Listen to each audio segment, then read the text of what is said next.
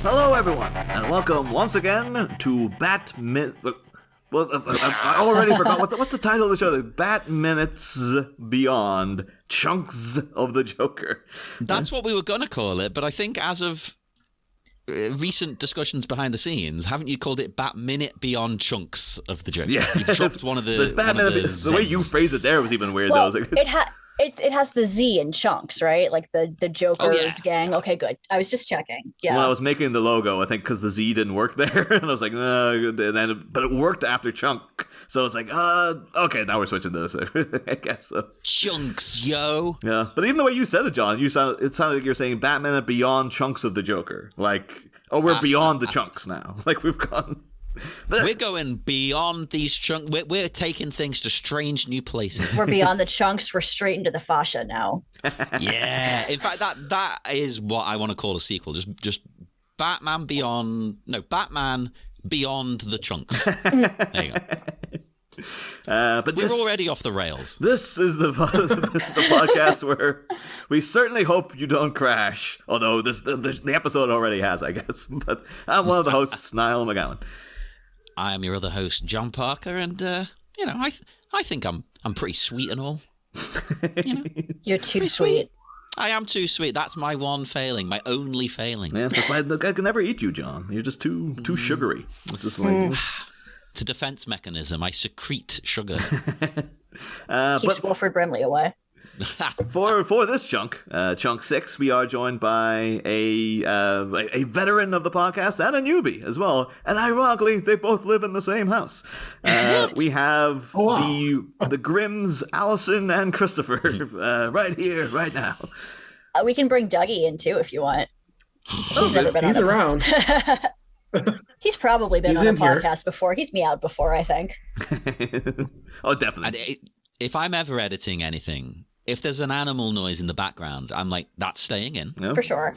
There's other noises, I'm ruthless. Absolutely ruthless. If your tongue makes a click, it's gone. But no. Cats, dogs, they're staying in. Mm-hmm. I'll try to wind him up. Yeah, but yeah, well, welcome, folks. Like, yeah, Alyson, I think you're creeping up now, and like it used to always be like between Dale Kingsmill and Stephanie Palladino of like who's got the crown for most guest spots. But I think you're like the dark horse coming up behind them. That's so wild. Yeah. How did that happen? I think it's because every time we say, Stephanie or Alyson, are you free to do this? You're like, yes. It's like, oh, there yeah, you go. because I don't do anything. I'm always free. And you're more than willing to do absolute, like, the worst, lowest of the low movies with us. Oh. Right. I'm the Nicolas Cage of Movies by Minute podcasts. I will say yes to anything. And there's a potential hiatus episode. I pitched to John mere moments ago that I'll get to you throughout the chunk. But yeah, Christopher, you are Alyson's husband. You're here for the first time. I am indeed. Yes, very excited, very happy to be here. Long-time listener, first-time caller. Oh, something like that. Of those. And also, I've never listened. So. You know what? I don't expect any guests to listen because I go on shows and don't listen, and it's just because I don't have time. I don't have time. Yeah, I'm not doing this nonsense. Yeah, you know? totally. Yeah. I mean, I'm definitely not going to listen to the episode I'm on. Oh yeah. No. Yeah. It's always nice when I am listening to a show that I know I guest on at some point. I'm always like, oh, that's going to be a free week because I'm not going to listen to those episodes. Exactly. Well, see, I like the shows that I guest on because they usually go up so far after the recording that I have absolutely no memory of what I talked about. You're like, I sound like a fool. I mean, that's a given for anything. But today we're here to talk specifically about Batman Beyond Chunk 6. It opens with some sibling sharpshooting, and it ends with things starting to really cook. Rachel Lee Cook, that is. I'm so happy that we finally get to actually just talk about Rachel Lee Cook on the show because we've darted around her several times. She's kind of become Batman adjacent on several occasions, but now it's just like, oh, she's actually in the movie. She's only in it for like 3 seconds, but... Has she ever been in any other Batman thing? She really feels like she should have been. It's part of, because I've done a whole big deep dive on Rachel Lee Cook. I was going to get into it later. But around the same time of this, she's never done any other big franchise things, and she actively turned down the role of Rogue in X-Men back when this was made. Really? Because, we'll get into why she did it, but she regrets it now, apparently. She's like, because she's like now, she's one of the Hallmark people. She makes a career just making Hallmark Christmas movies. And so she's like, she's never like overly negative about it, but she does have a vibe of like, yeah, I made some missteps that I really regret, and X-Men is one of them for sure. Yeah. Aw. I feel bad. I'm going to bring the mood down. Well, no, that's a bit harsh. I'm not going to bring the mood down because that makes it sound like a hater. I don't know her very well. I'm surprised at that because like she's such an icon of our generation, Rachel Lee Cook. Like very particularly for like people growing up in the late 90s, early 2000s. This is like she was everywhere. a queen. I have to say, I just had to look up who she was. What? And then I realized, but I wasn't placing the name to a face. Oh wow. But yeah, because she's been in. The thing is, she's been in some stuff, but the career never. Again, in every interview I've heard with her recently, she has the same attitude of like, yeah, I know I'm famous, but nothing really materialized out of it. I feel the same way you all do, where it's a bit like, yeah, remember Rachel Lee Cook from back in the day. But we'll get into it. Because we're not there quite yet. Yeah, it's weird. I haven't seen a lot of the things that she's been in, but I've always known who she was. Like she really felt omnipresent around the turn of the millennium. Yes. I think maybe even more so in America because she did so many adverts and she had like an iconic PSA and stuff that she's like, you know, she kind of. We'll save the Rachel Lee Cook material for mere minutes from now when she shows up. But the chunk does open with the last gasp of Terry Garr, actually, because we got Commissioner Matty slamming his fist down, demanding, Terry hand over that hand cannon he's got strapped to his leg. But no, he's just complaining about whatever. He's just an annoying little twip, as they would say in Batman Beyond. And then Terry, proving that he's Batman, I guess, does some very impressive flicking. Because it's like, I don't know if I could do that, like flicking a single grain of cereal off a spoon and hitting. So like, it seems like that's real Mr. Miyagi catching the fly. You need Batman training to do that. Yeah, that's like real, like, he's been. That's part of Bruce's training. He's just like, no, we make sure. I don't want to see that a single drop of milk spilt. I want to make sure that you get that single grain into my eye. Again, neither of you have seen JoJo's Bizarre Adventure, and you suck because old Bruce Wayne is just old Joseph Joestar.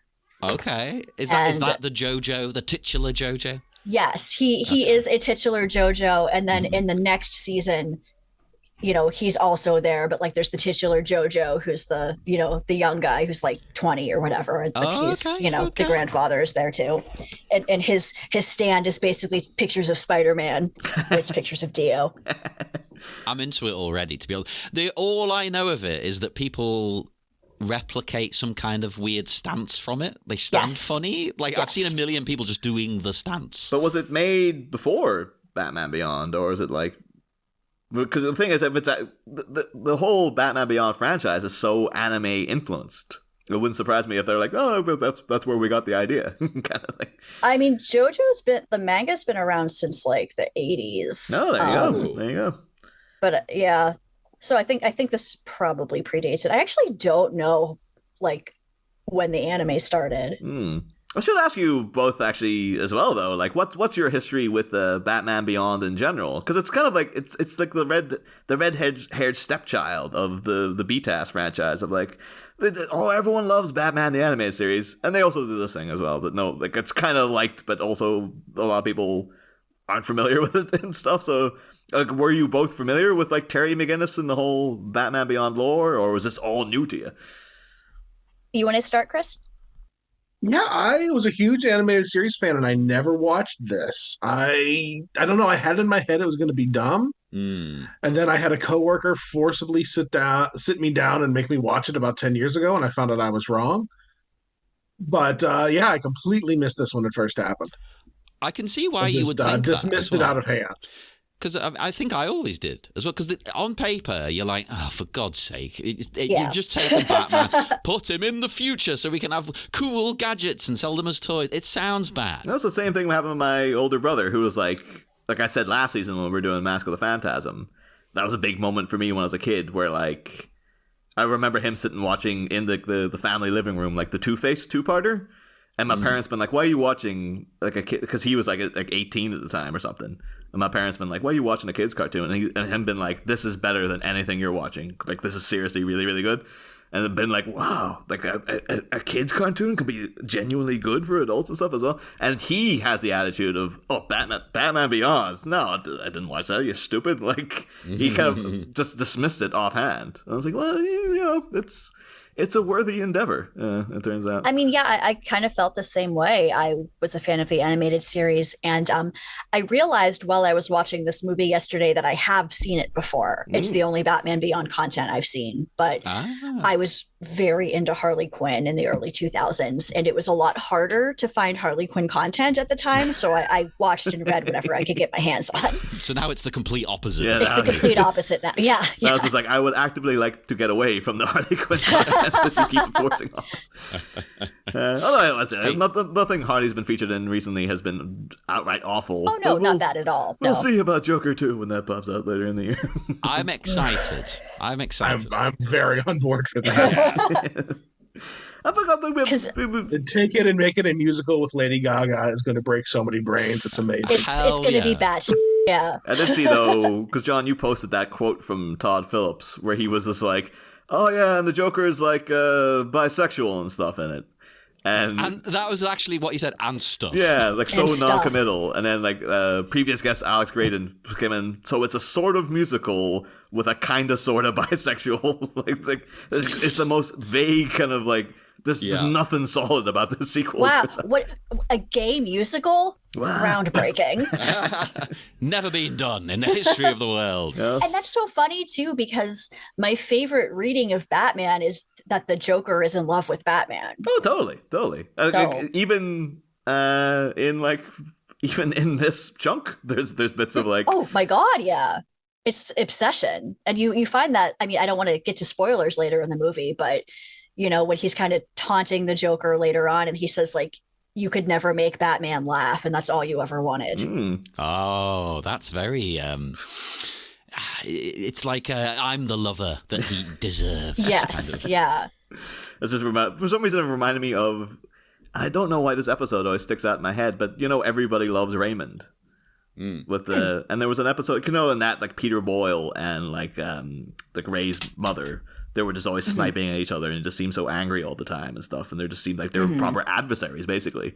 But there was this like one where they're having a fight, and she's like, "Oh, and I spent all these years in a loveless marriage," and he's just like, "A loveless marriage, a loveless marriage," and he just can't even like he can't express himself. Because he can't believe that she thinks it's a loveless marriage and stuff. And I'll be like, yeah, if Terry was like, and you spent all those years in that loveless relationship with Batman. Loveless relationship? What are you talking about? Yeah. Yeah. But no, there's a moment in this as well when he says hello to Batman. It's very tender. It's a very almost like, hello. Like, It's a honey, I'm home. Yeah. He should have literally just said that. That would have been amazing. Yeah. Totally. I'm surprised they didn't do that, quite frankly. But So speaking of Bruce's dog in this scene, who is my favorite character in the movie because it's a dog, Bruce's dog's name is Ace. So this has nothing to do with anything. I just want to share something that Chris's sister told me because we work for the same company. And one of the guys she works for is like one of the most terrifying looking, like off the assembly line business bros you've ever seen. And his children are named Ace and Taft. What? Oh my word. Yeah. Taft. I already knew that and I recoiled again. Although now, though, because I know the Taft was a president, but like, it's forever ruined by The Simpsons with just Taft, you old dog. Taft is the daughter. Taft's the daughter?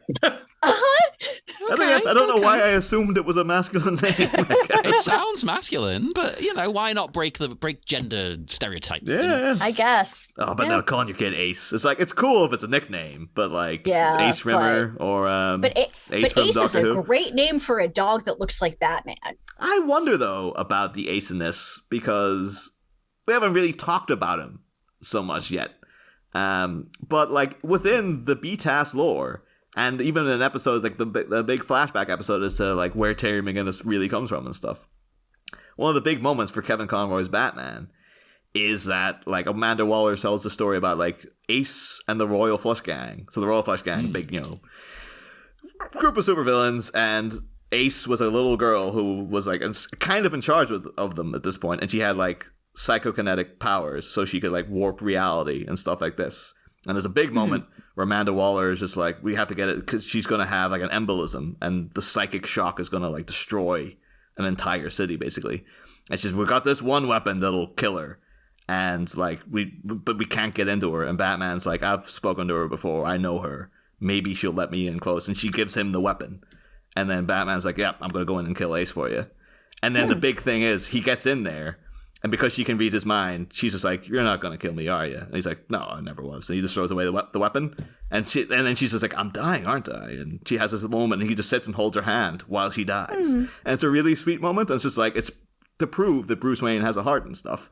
And so now, knowing that's part of the lore of this version of the character, I wonder if he's named Ace after her, or where did the name Ace come from for him? Why in the comics it was just there ages ago, but now with that inflection, it's maybe I feel that has to be intentional. Yeah, would it be a little moment where he's just to remind himself of when he had compassion for people and stuff, because he's just a grim, miserable not a grim double them like yourselves, but a more a grim-hearted no, that's fair. Miserable git sitting in his cave by himself all the time, and he's just yeah, my one companion. That's what we do. It's kind of a little a more subtle version of a reminder of the people he helps, rather than naming the dog Dick or Alfred or something. So Bruce is supposed to be 80 in Batman Beyond. Is he fairly elderly? Yeah. We worked out he was sort of mid 70s to 70s, 80, wasn't he? That kind of range. Yeah.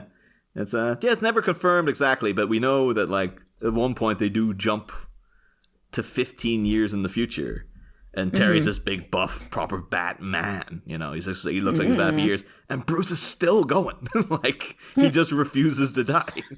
Yeah, because later on in the movie, when they find the location of the chocolate factory, it says that it closed in 2025. So we're at least past 2025. So I'm not sure how far in the future it is. Anyone wanting to get in, get your Jolly Jacks. Make sure you've only got a year left. Everybody, make sure you get there.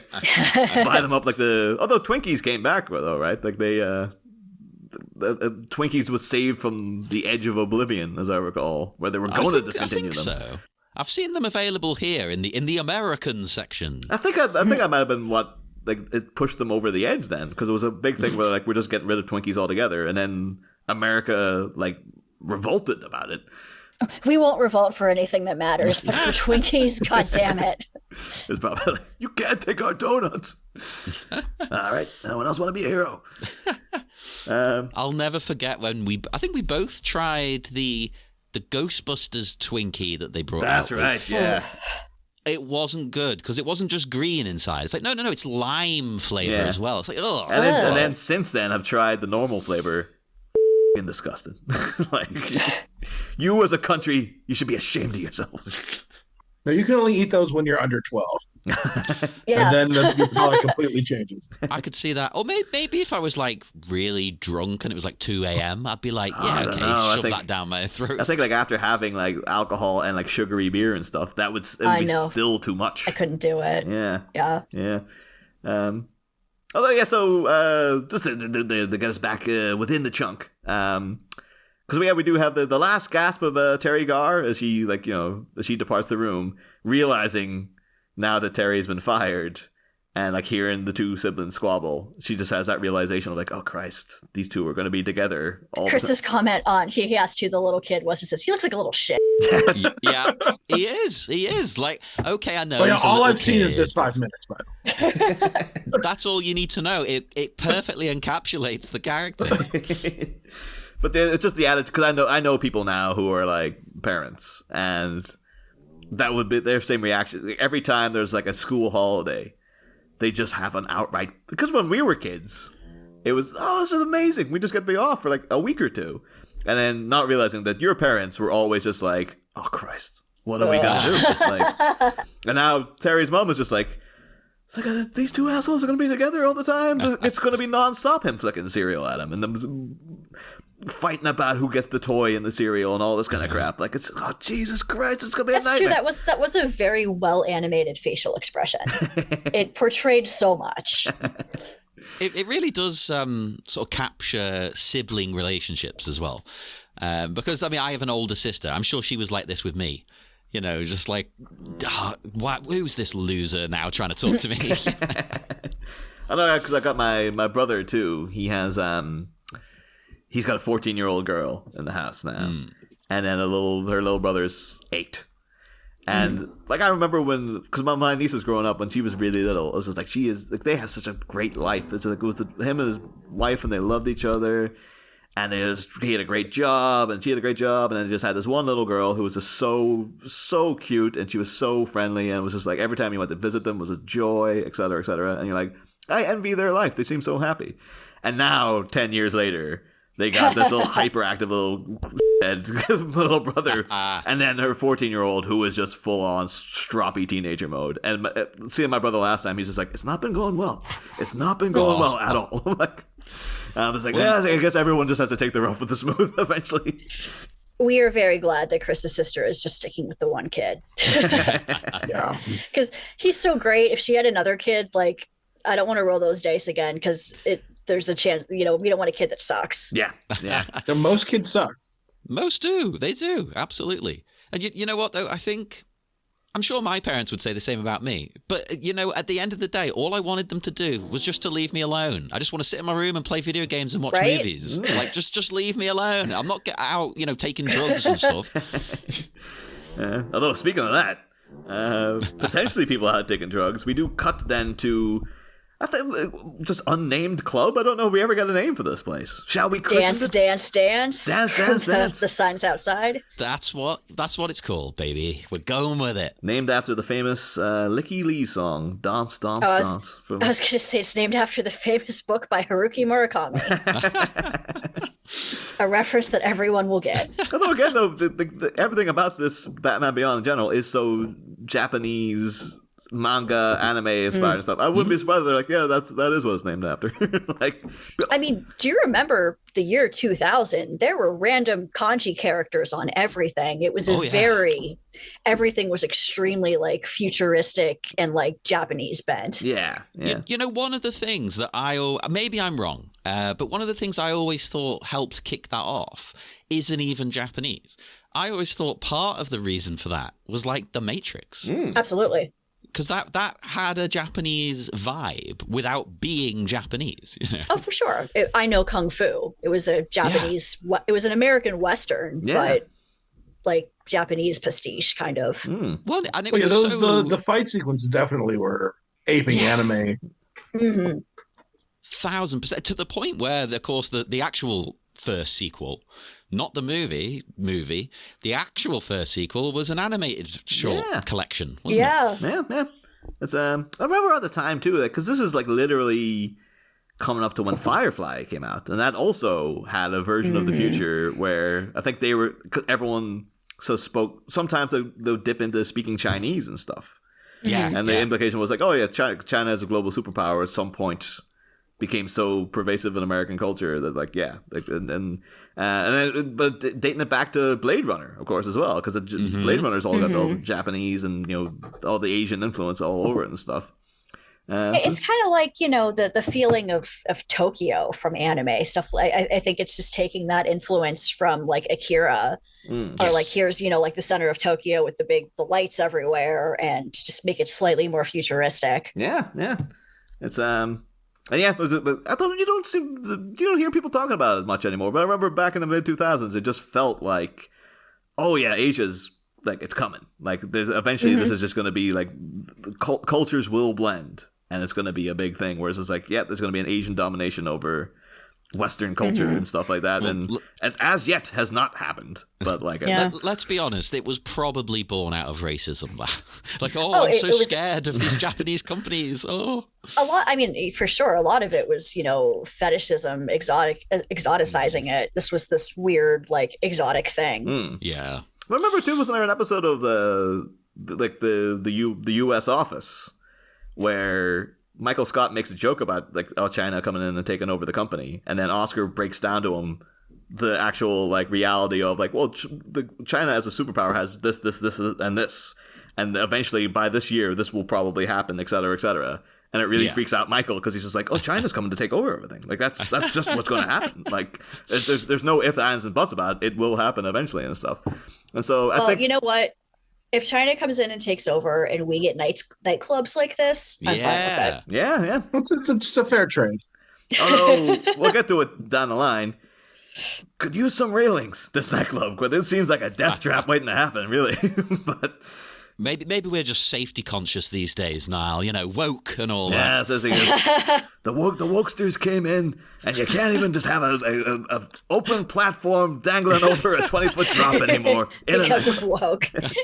I remember there was a club here in Liverpool where they accidentally left like I'll translate for the Americans, an elevator that was out of order. They left it open, and someone did fall down it and got very, very, very badly hurt. So, Niall, you'll know that. It was the Crazy House. Yeah. It's and also, weirdly enough, there's a film coming out called Crazy House with a K, like the one in Liverpool, and stars one Alicia Silverstone. So there we go. Everything's connected. Maybe it's the life and times of Liverpool's Crazy House Club, which is a club you stop going to once you hit about 25. I think I only even went there like 3 times because it was so. It was very like this, to be fair. But dirty. Yeah, much lots of henchmen. Well, maybe actually no, it's Liverpool. There are random bouncers who I'm pretty sure are henchmen on the side. Oh, totally. If something like this happening in the Crazy House, I'll be like, yeah, no, that makes sense. Yeah.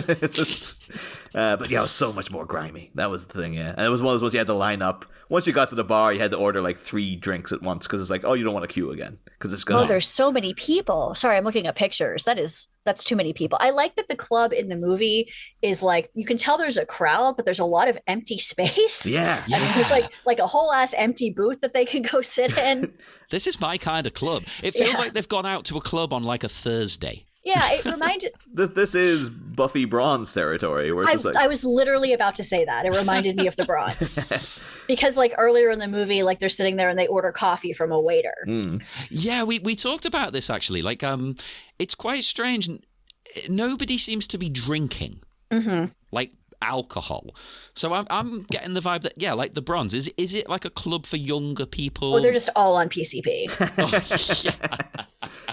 Oh yeah, they're all completely out of their minds on drugs. So I'm rewatching Buffy at the minute, and it's been. I'm happy to report it's at least the first season. I'm doing one a week. I've just did the one with the puppet and stuff. Like it's so good. I'm happy to report that it stands up. It really does stand up so far. At least. I just finished a Buffy rewatch. It doesn't stand up in the 7th season, but overall, season 7 was when I started dipping out. Anyway, I think when she comes back from the dead, like once she's in the Dawn era, it turns so miserable. Like everyone's just miserable all the time. I was like, this isn't the show. Or like, is this what adulthood is like? I was a miserable teenager at the time, so it was perfect. I think I was just more of. Now I kind of look back at it as like. They're giving you a sign. When you hit your 20s, this is what happens to you. Things get complicated and people aren't happy. And it's like, oh, okay, I guess I got. So yeah, going through this rewatch when I hit season 7, that'll be my first proper watch of that season. But yeah, no, it is weird because just like I remember when I was a teenager, you get home. You'd have your dinner. You might watch a couple of TV shows. You did your homework, and then you went to bed. Whereas apparently in Buffy, it's just like, oh yeah, it's Tuesday night. Let's go out to the Bronze for a couple of hours. It's like, yeah. It's like I quite like it genuinely. I think more places Like, assuming these aren't all on PCP, more places like this need to exist. Where we need third spaces that aren't focused around alcohol, for sure. Absolutely. And it's quite nice for younger people, especially because obviously in America, the drinking age is different to here. So it's quite nice for younger people to have somewhere they can go and party. You know, because I don't know what do you do in those interim years where it's like, well, okay, I'm not a kid anymore, but I can't really like go out on the town. So what do you do? Oh, speaking of sexy music, Christopher has some thoughts. Oh, I have to ask though, because like when I first How about heard my this, new favorite song? when this first started, I was like, I have no like I was actually in the research, I was stunned to find out that there was a spin-off single from this movie. And and it has a full blown music video. Like, and this is it. It's playing right now. Well, you know what astonishes me is that it came out when it came out, and I didn't hear it somehow. Yeah, same. I would have been so into this. I loved Static X. Yeah. I've got the band name up now because I think one of the reasons maybe it wasn't bigger is that just looking at the title is like just confounding. Like, so it's Static X and Mephisto Odyssey Crash feat Michael Johnson and Wayne Static.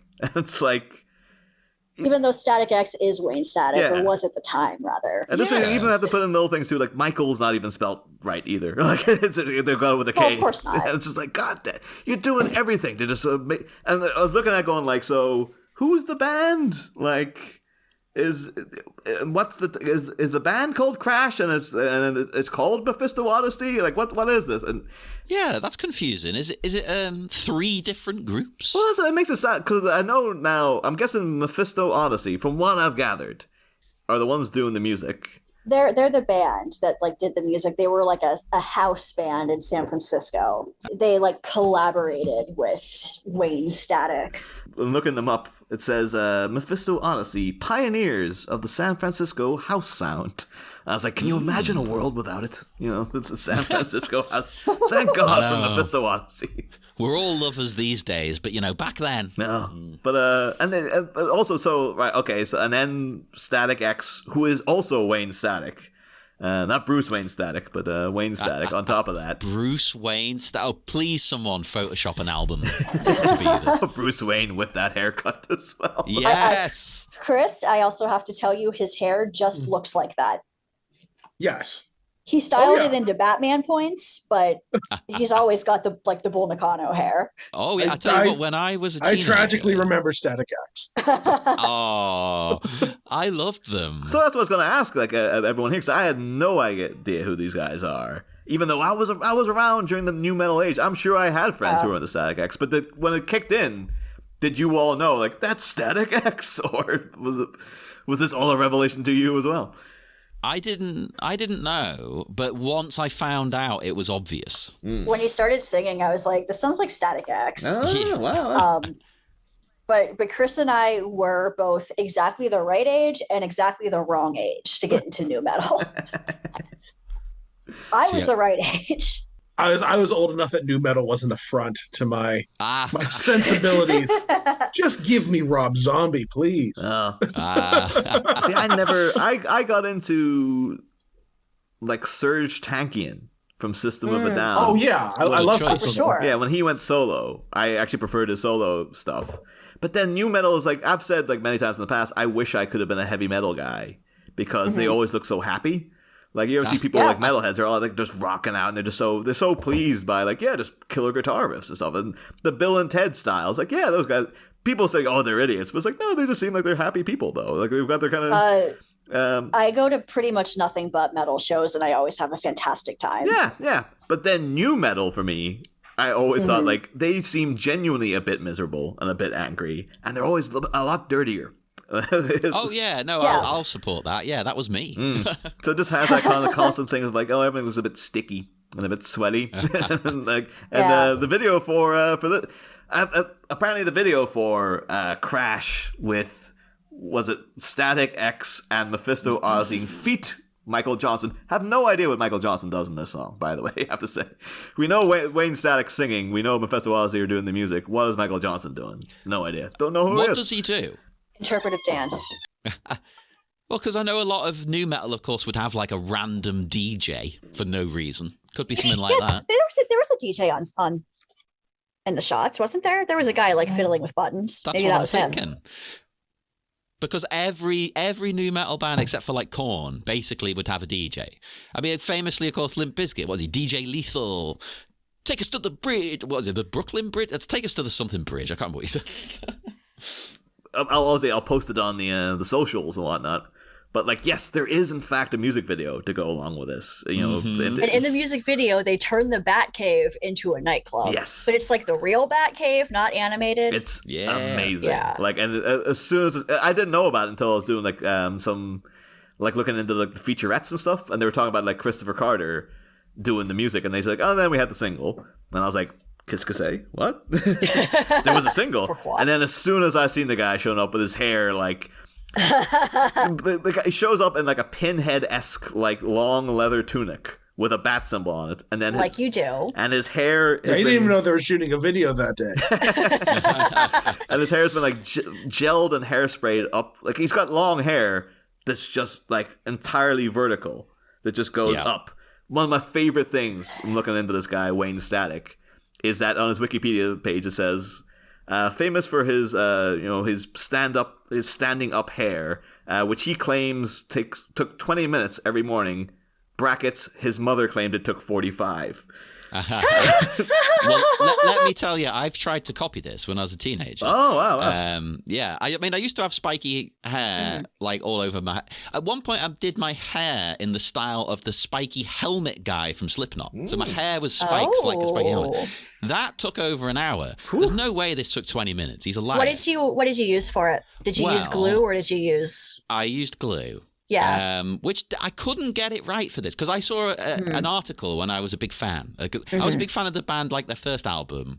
So that's like, I think 99, 2000, that kind of time. And there was an interview with Wayne Static where he said he used a specific product that you can't get in England. Oh, was it the Schwarzkopf? No, it was Elmer's wood glue. Oh.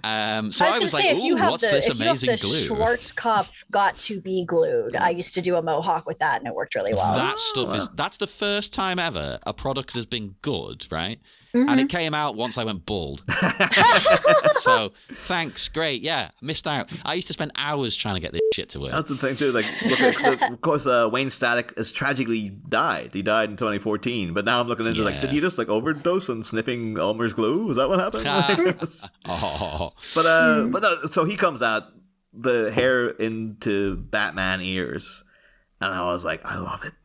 This is so. Oh, as soon as he came out and opened his mouth, you should have heard Chris laughing. Oh, it's so early 2000s. It's so. The video is directed by Len Wiseman, the guy who made the Underworld movies. Like that's. Yeah. Oh. And once you know that, you're like, oh, of course it was. Of course. Chris, have you ever seen the Underworld movies, Chris? I've seen the first one. And that's why I haven't seen the rest of them. Let me tell you, they get worse. You really should have been 14 in 2000. It was a fun time. It was like I was one of those people who I was obsessed with Queen of the Damned. The sound. I was talking about the soundtrack to that earlier. I can still with that soundtrack. It is great. I'm just wondering what they do if they keep going with this Interview with a Vampire TV show. Are they going to eventually go like, well, we ran out of that book. Yeah. We're going to have to do Queen of the Damned now. It's like, you can't beat a liar. Come on. Get Korn back in. I kind of wish they would, though, because they cut out like half of the book and they cut out like the half of the book that I enjoyed because Queen of the Damned is my favorite Anne Rice book. But everything they cut out was my favorite parts of the book. Yeah, it's the movie's got a very odd vibe. Let's be honest. It does. Oh yeah, it's just vibes. It's like it's no plot, just vibes. Yeah, but those vibes are the video for Crash with Static X feat Michael Johnson. But what you need to do as well is look up Static X now, because they came back and they were torn. Like, what do we do? Do we just replace Wayne Static? They had a difficult decision, so they decided to go like a middle ground between the options, and they've got a new singer who's not exactly copying him, but he is wearing a wig of his hair and a sort of mask of his face. Like Oh, it looks like a God. Slipknot mask. He's called Zero. Chris, look him up. Zero. Is this just like Oh, that is freaky. that is some Silence of the Lambs level kind of stuff? Yeah. They chose Yeah, I it don't in like their it. own words because this seemed the most respectful way to honor him. I'm sorry, what? I would love though if that was in Wayne Static's will. It's just, if that were to die, please keep the band going, but make sure the guy is wearing my face. I mean, if anyone else did it, I'd be like, nah, that's disrespectful. But it's like, well, it's Static X. He probably would have been like, hell yeah, that's metal. It's kind of like, who was the guy who took over in Queen recently? The guy from like American Idol. Oh. Is it Oh. Adam something? Adam Levine? Lambert? Adam Lambert? Adam Lambert, that that's might it. be it. Yeah. Lambert. But if he came out sporting a Freddy mustache, I don't know what else. I'd be like, I mean, a mustache should be fine, but if he had a Freddie Mercury Hannibal Lecter mask, Then I might actually be into Queen. yeah. Yeah, I think Queen, they got too big. I actually really like Queen, but they're just because they're so popular, they're kind of popular to dunk on as well. Like, no, Queen. I've tried. I don't get it. I've gone through the albums I love and Queen. stuff. I appreciate what they did. And especially, you know, what Freddie did for representation and things like this. But having said that, every time I sit down to listen to it, I'm just like, oh no, I think hate this, they're though. banger after banger with Queen. I was like, they do have many bad songs, but like most of the hits are hits for a reason. You know, they're Maybe that's my problem. I'm an album person, so I went through album to album to album, beginning to end. yeah. But did that weird jazz album they did in the early '90s or the early '80s that no one talks about? It was like even Bohemian Rhapsody, the biopic, was just like, yeah, we're just gonna ignore that entire album.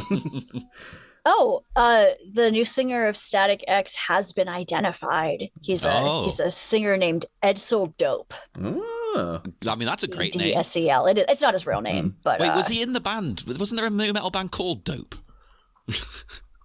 I mean, probably. Let's look. The Great White Dopes. Yeah, He's the guy from Dope. Oh my god, he is from Dope. I love the way the Wikipedia says the band name Dope refers to heroin. Oh, we'll be talking about heroin in a second when we get to Rachel Lee Cook as well. That's, but no, so yeah, everything about this was just like a revelation to me. Seeing that video, and then just like how. And actually, the thing is too, thinking about it, because we've kind of started doing things out of order, where we had the Bat singles. So we had, you know, back in the day, Party Man for '89, you know, Immortal Face to Face by Susie Sue, U2 and Seal for Forever. And then after we finished Batman and Robin, we went back and did like, oh yeah, Tia Carrera for Mask of the Phantasm, the spin-off single that everyone forgets about. So didn't even get the music video. Like, at least these guys got a music video. But then actually thinking in order though, it would have been Smashing Pumpkins from Batman and Robin, and then this would have been the next single. So yeah, Batman's on a very new metal trajectory, basically at this point. I mean, that Smashing Pumpkins song was kind of new metal adjacent a little bit. Oh yeah. I mean, that's how I really liked it. I think smartly, they sort of started aligning themselves a little bit more with the new metal kind of thing. It was a very good move to go from like, because they were connected to grunge and stuff initially, and then when they saw what was happening, they're like, oh, let's get on board with these guys. You know. I like the Smashing Pumpkins sitting around like a war room, moving little things from with those sticks. Hey, just like, we have to when you know anything ally about ourselves Billy with the new metal Corgan, kids. Billy Corgan will definitely have done that. The rest of them wouldn't have cared less, but he's Billy very Corgan didn't allow calculated. the rest of them to have opinions. yeah, exactly. That's why I'm still astonished that it's, you know, that any of them came back. Because I was like, come on, you know what Billy's like. They must have all just gone, look, okay, Billy, we'll do it. You can be in control. We don't care anymore. It's but no, even within the music video as well, there's a guy who's got like, again, a pinhead leather tunic, but he's just got a bald head. And I was like, oh, there's Billy Corgan. Like, that's his look. That's the iconic Billy Corgan look as well. Is Tim or Disturbed? What's his face from Disturbed? Oh, yeah. The singer who used to have the piercings. Yeah. Have you seen all those posts he's been doing lately from his his Tinder account? Oh God, no. Yeah, because he's looking for love, and he shares interactions and things from Tinder. I'm sorry, Chris. Now that I know the singer from Disturbed is single. It's fair. I did, although I don't think anyone should get down with the change. sickness. Although I don't think anyone should change, just because they get older. I did kind of find it funny once where someone asked him in an interview, like, why did you get rid of those iconic piercings in your chin? And he was like, basically, I'm too old for that. And they fuck up your teeth. I had a chin piercing. It messed up my bottom teeth. I don't blame them. Oh, wow. Yeah, I used to have a lip piercing, and I didn't have the ring. I had a bar. Even with a soft back on it, not a good idea. Don't do it. Yeah. I mean, I still have my Monroe. I've had it for like 20 years at this point, and it doesn't bother me, but everything else did. Yeah. But yeah, I mean, you guys might though be happy to know though, with this movie being set in 2040, all the new metal stuff will be back in a mere. Yay, Chris! Aren't you excited? Yeah, 16 years. I can't wait. We count down to. I guess maybe if Wayne Static was a thing in reality, like in the Batman universe, this is like a retro kind of thing. They're all grooving to. This would be like someone sticking on like the Monkees or something in a nightclub now. Yeah, no, absolutely. I'm gonna break out those huge pants with the chains and the straps. You're gonna like this. I think I might have mentioned it on the show last time we were at the club. But my niece, who is now, is she 14 or she might be 15. What is she into? New metal. She listens to Korn and everything. It is. And all of her clothes, I'm like, I would have worn that. All the TikTok kids are into Limp Bizkit. It's terrible. So weird. One of the best shows I ever went to was, well, we played, and then after us was a Limp Bizkit tribute band. And it was amazing. Okay, you know what? I bet that was fun, because when you're having a bad day, break stuff goes so hard. Absolutely. I can't even. I'm sorry, Chris. I know you're probably reconsidering everything right now. Well, that's a famous thing. I've got a punk documentary, and it's got like Henry Rollins on. And he from talks Henry about Rollins from this movie, you mean? From this movie, exactly. Everything's connected. He connects Limp Bizkit to punk in a way. He's like, well, it's not technically, but he's like, you know what? If I was 14 and that guitar comes in for break stuff, and then when it drops, he says like, that would have blown my mind. That would have been the coolest thing ever. It was, yeah. But all those people at Woodstock '99, that was their defense. It's like, have you heard that guitar kicking in? Of course, we destroyed the place. Well, that's why I always liked Korn. Their famous one, Blind. The way that kicks in is, are you ready? It's bam! I mean, luckily my musical taste has matured somewhat since then. I'm still into metal, but now I only listen to like really weird, like European and Australian progressive metal sung by guys named Einar. So... I'm looking forward to this season's Batman at Rap Party, where John and Alyson are out rocking to the all the new metal stuff in the club, and me and Christopher are just sitting in a little quiet zone in the corner. You're sitting on the ample benches in the nightclub. The ample and open benches. Well, in fact, going back to the club, then we should probably get back on that a little bit. I liked what you said. It's very open, ample benches. This is my kind of place. I want this more often. I want space. And the colors in this scene are so good. They actually, like Chris. Yeah, it looked like a Daft Punk music video with way worse music. Yeah. Like, does the show look like that too? Because Chris said like this, at least like from this movie, looks like the animated series but better. No, I think they actually do mention in the commentary that these scenes in particular went out to a specialist company to like do the coloring and stuff, and like Bruce, Tim, and everyone on the commentary were like, oh, they did a great job with this. Like, it pops so much. It's so good looking. It's so they did go to the club every so often in the show, but it's more iconic from like the title sequence. You get a little bit of guys grooving, but they're all one color. Right. This is like, we're hopping from color to color. Does the show, like, does the animation look the same in the show? Like, is it?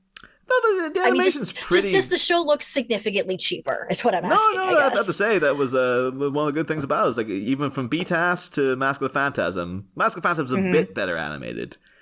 Overall, but this is fairly consistent. I think this is like very much like we're just because Mask of the Phantasm has a little bit more of those like mid-century Art Deco, almost brutalism vibes, and then this takes that like Tim Burton aesthetic and then puts it in like the turn of the millennium Matrix Asian. The only downside though to BTAS been so well animated is that like when you watch like Justice League and stuff like that falling on, you can't help but be like, oh, this looks like crap in comparison. Like, it's actually perfectly good animation, but it's because BTAS was doing stuff with like textures and shadow and all this other stuff where it just looked immense all the time. And then they had to go like, no, we had to dial all that back because it was costing so much money. You're like, oh, but that's very noticeable that it's not as good looking now.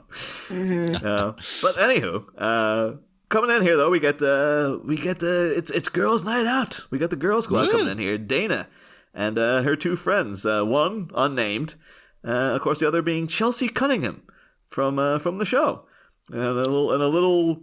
That's a very fancy name, though, isn't it? It's Chelsea like Cunningham of the New Hampshire. She sounds posh. My name is Richie Cunningham, and this is my wife, Oprah. It's like every that is the most obscure reference. Also, anytime I ever have to make up a name now, I always think of Austin Powers. But like, my name is Richie Cunningham. But anyway, Chelsea Cunningham featured in the show several times, and it's weird because they switched her voice actress midway through. I've looked into why. She was originally voiced by an actress called Yvette Lowenthal. And then, she was let go for some reason. And I can't find any reasoning behind it, but they got in. And keep in mind, this is 1999, the year 2000, that era. They got in, at that point, massive superstar Rachel Lee Cook to do her voice for like 2 episodes. Only one of which she had a substantial part. And then, Rachel Lee Cook's back for this movie to do these couple of lines. And then she's out again. And it's just like... Do you think it's a case of they said to her, we'll hire you now for the movie, but if you could just lend your voice to a couple of episodes first to like set it up, that'd be good. Yeah, but even why would you get her in for this role, like in this movie? Like if she was playing Dana, I could understand it, but like... Chelsea's just a real that's her friend from the show. Don't you recognize? She's literally in it for about 2 seconds. Yeah, and the fact that it's like it's Rachel Lee Cook, that'd be like getting like be like getting Zendaya in to do that part where you're like, why are you wasting her? Like this is was it a favor to someone? Just like or maybe she just liked Batman and said, "Have you got anything?" I can only assume it works up good. And now I've because I love Rachel Lee Cook so much, and people, I'm sure everyone listening knows who she is, but like if you don't. She's All That. That's her big. She's All That was a lot of fun. I enjoyed that one. That's her. It's kind of like a double-edged sword in that, like that's her legacy is She's All That, but it's also kind of a movie that people kind of laugh at because the whole premise of it being like, oh, they got the dorky geek girl and then she gets glammed up to go with Freddie Prinze Jr. And when you see her in her dorky geek girl mode, it's like she is very clearly stunning. Like it's just an absolutely gorgeous human being who has big. But what about those glasses? And her hair's tied back in a bun. What the hell? And then, but beyond that, though, she is, in my mind, just completely iconic for being Josie McCoy in the often referenced on the show, iconic Josie and the Pussycats movie, which is a cult classic that is only gaining in reputation as it goes on. I remember it was the film that taught me not to listen to film critics, basically. Mm-hmm. Oh, we were talking about it earlier because Chris enjoyed it too. Oh, it's such a good movie. And I remember back in the day it came out and it bombed. And it was it was a huge budget for like what it was. And got laughed at. People didn't understand the satire of it, basically, because it's all about like subliminal messaging in media. And so to do that, they were putting like giant McDonald's signs in the shower and stuff like this. A very blatant satire. And then the film critics were like, this thing's just jamming product placement in your face, left, right, and center. And stuff. Like, missing the point. That's the joke. And now, all these years later, people love Josie and the Pussycats. And like back then when I was listening to film critics and I was like, I'm going to avoid it then. Avoided it for a couple of years, then watched it, and I was like, that was amazing. What the hell are you talking about? That was a great movie. I had the same experience, though, because I heard it was so bad. I was just like, I'm not watching it. And to be honest, I haven't watched it. I've seen bits of it. It's fantastic. It's a really, really great film. Iconic performance from Parker Posey as well as the villain. Well, I've got to watch it, my namesake. Yeah, Parker Posey and Missy Pyle together at last. Those two absolute legends of cinema. Finally putting in a movie together. It's what we've all been waiting for. But Rachel Lee Cook, she started off going a little bit of a career overview. As a kid, she's from Minnesota. If you hear her talking, she slips into the Minnesota accent, every so often, and does the proper. Oh, I like that voice. It's cool. She has a little bit of a thing about it, though, because she's asked, like, "Oh, did you ever try out for the Fargo TV show?" And she's like, "No, they don't just hire people because they're from Minnesota. It turns out, like, they just get English people in to pretend." They just hire Juno Temple and teach her how to do a Minnesota accent. Yeah. So I think there was a little bit of, because she would have been perfect for that Juno Temple part as well. Rachel Lee Cook could play that part. But no, they got an English person to come in and just do the voice, I guess. That is a bit weird, isn't it? And then, she started off as a child model, and then did ads for Target. Apparently, she was quite well known in the 90s for that.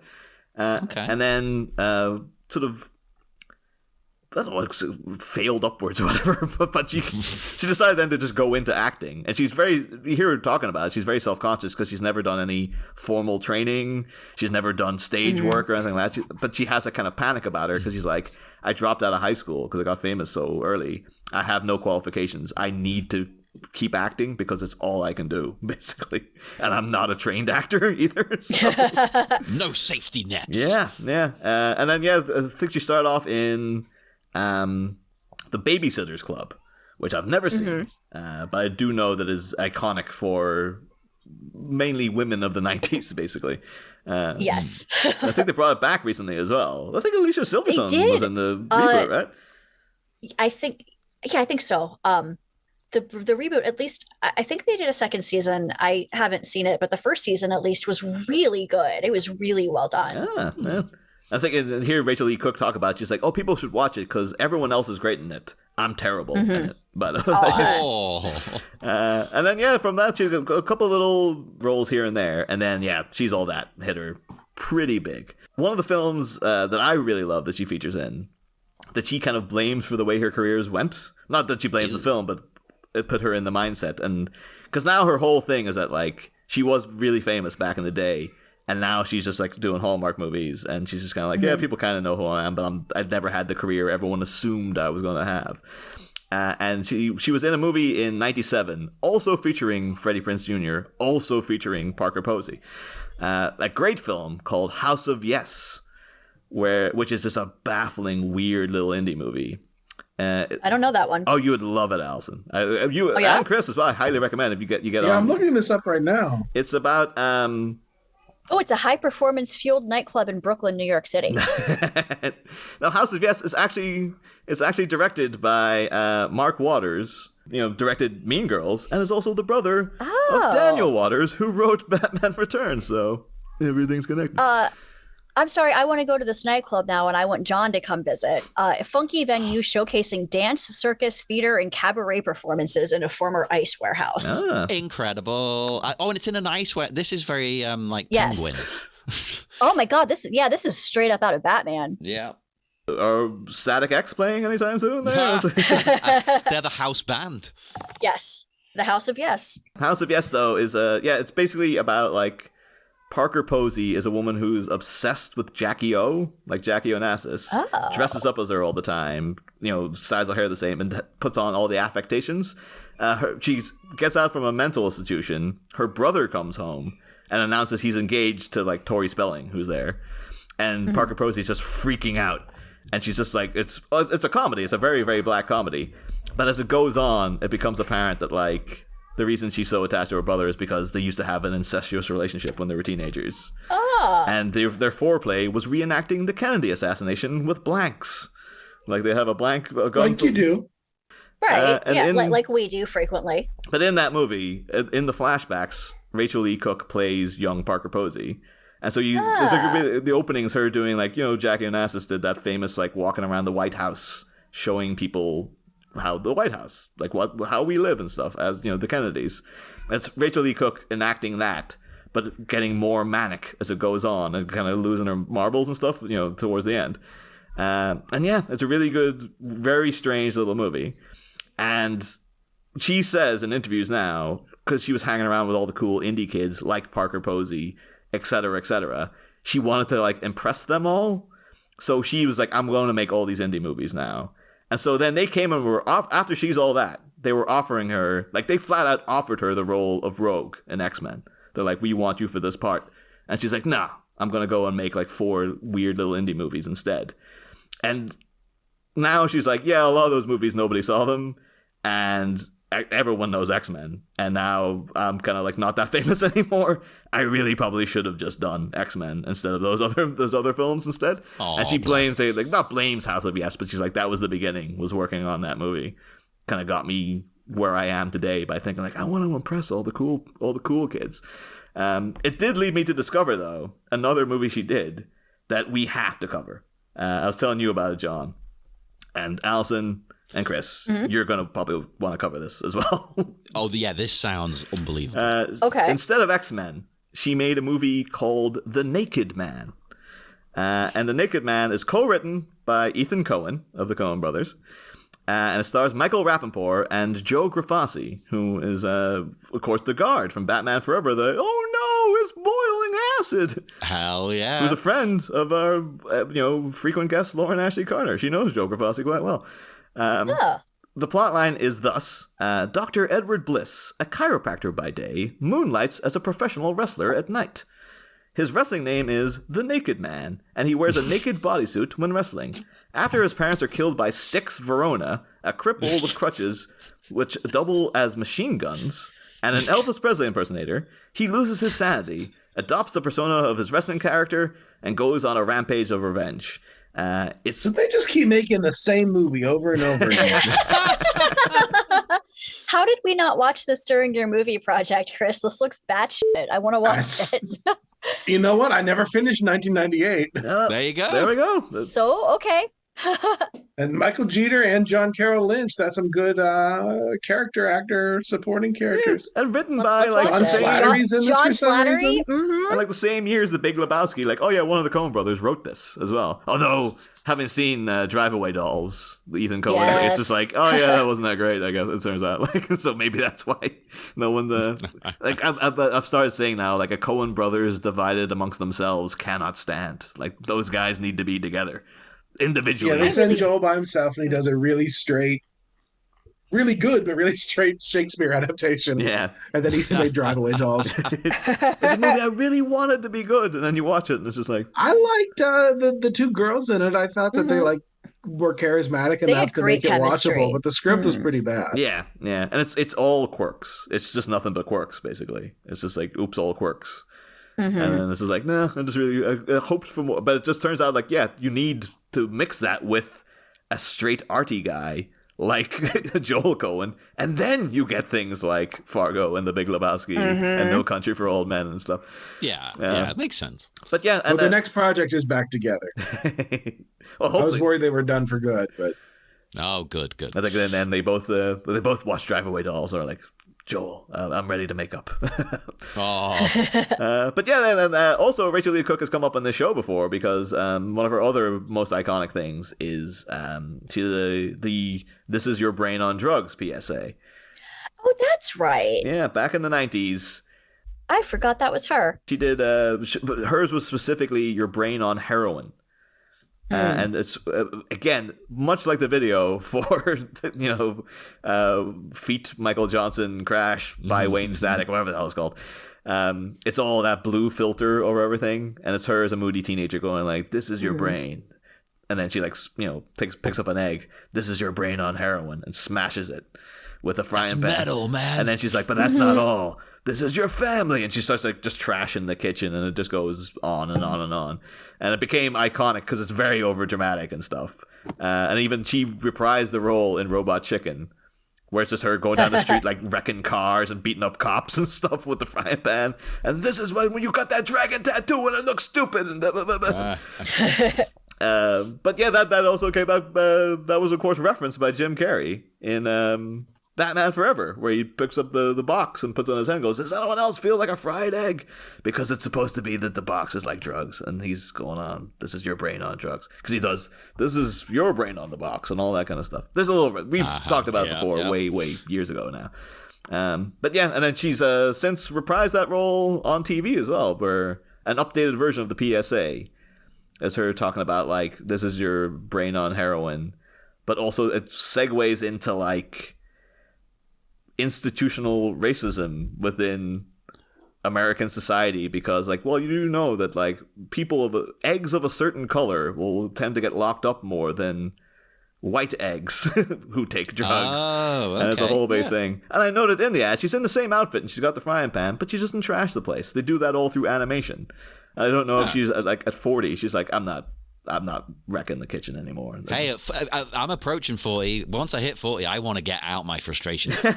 Well, but the thing is, if you wreck your kitchen, somebody's got to clean that up. And it makes it way less fun when that person is you. That's true. That's true.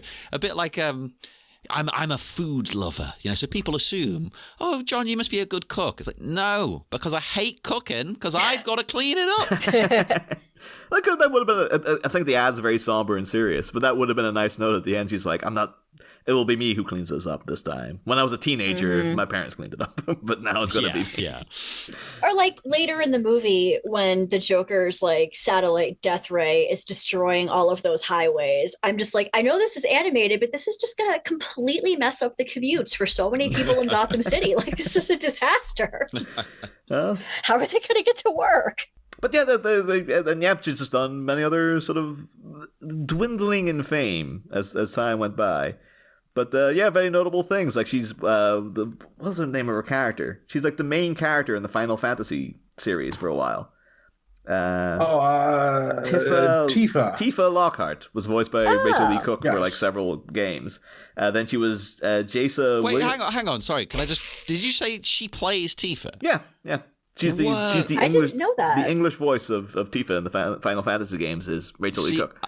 I'm such a weeb, but I don't know that because I only play it in Japanese. Of course. And then she was in the Star Wars Old Republic games. She's like one of the main characters in that. Okay, so I do know her because I play all of them as well. She's in the video for Kiss Me by Sixpence None the Richer, which again, that's why she's so iconic from like the 90s. Is like Sixpence None the Richer never got past 1999. But that song was big way back when. She's guest starred in Dawson's Creek. She's like, she's been all over the place. She's actually been in the Yakuza games. Oh, but I play them with Michael Rosenbaum, who was in this chunk as well.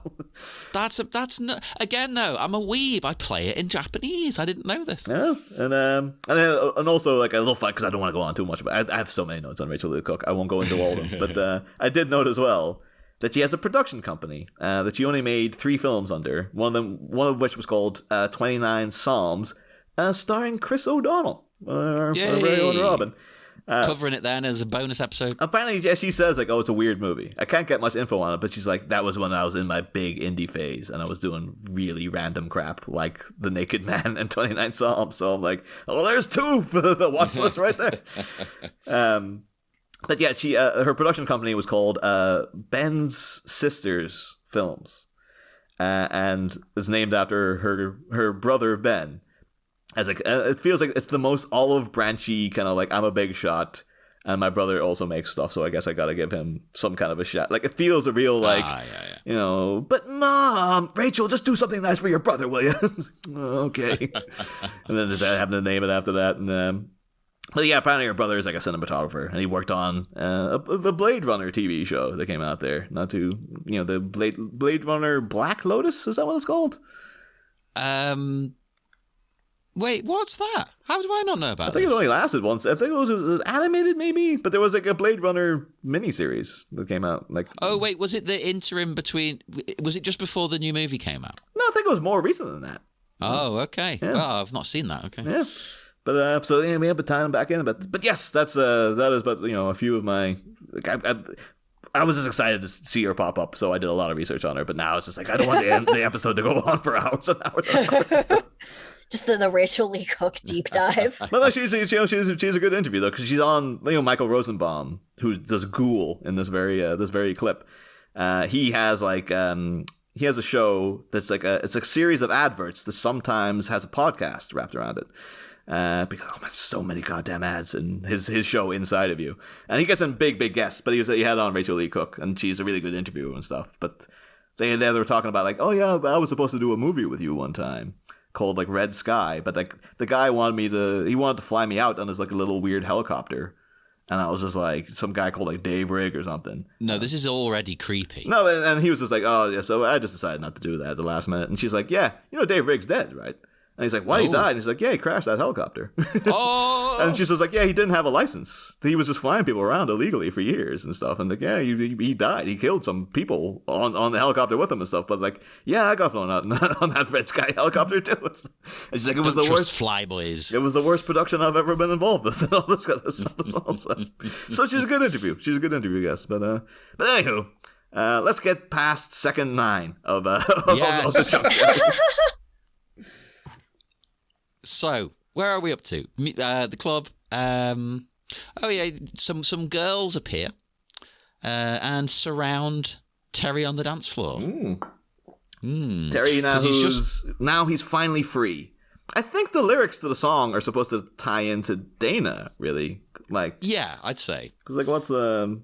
I mean, I don't know anything about the characters, so I can't even really. Let's see, what's it called? Mephisto Odyssey. Crash lyrics, yeah. So like she heard it all before. She has a grand design, barely living on borrowed time. Turn a blind eye to see the shadow come. Never even notice. Having so much fun. Dana at this point, her whole thing is just like Terry's always giving her excuses as to why he can't go. He can never spend any time with her, and she's just been like going like whatever with it the whole time and stuff. And now she's out having fun, but just like she heard it all before. There you go. That's like tying into his frequent excuses. Turn a blind eye, and then to see the shadow comes. Like that's Terry himself sneaking in. Mm-hmm.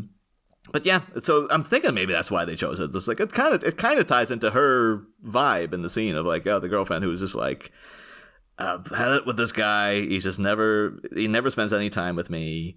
I'm just going to go out and have a night with the girls. But this is the one time where Terry now, because he's been given the shaft by old Bruce Wayne. Mm-hmm. He's like, yep, I'm here, and I'm going to be spending a lot more time with you from now on. And it's a bit of a double-edged thing, though, because he's basically saying, then she realizes what that means. Yeah. Well, I was going to say she realizes what it means for him to be spending more time around her, because even if he's not actively doing Batman stuff, he's still Batman. And also, so both Terry's mother and his girlfriend now are like, jeez.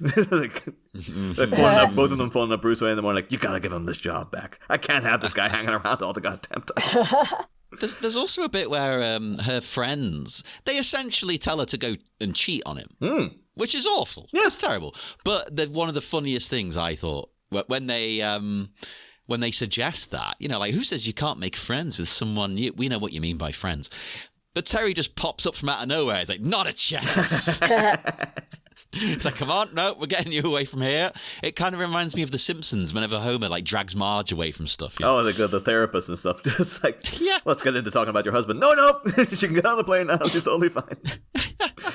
I'll say too, when Terry and Dana are dancing, the stance Chelsea has. Like you look at like second 28. And she's just like, she looks like Mr. Freeze or something. She's just got like her back is arched so straight.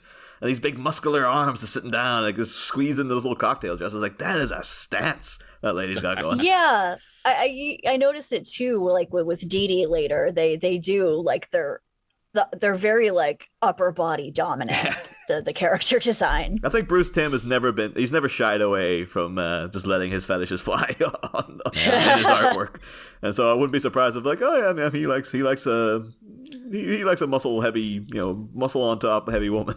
So.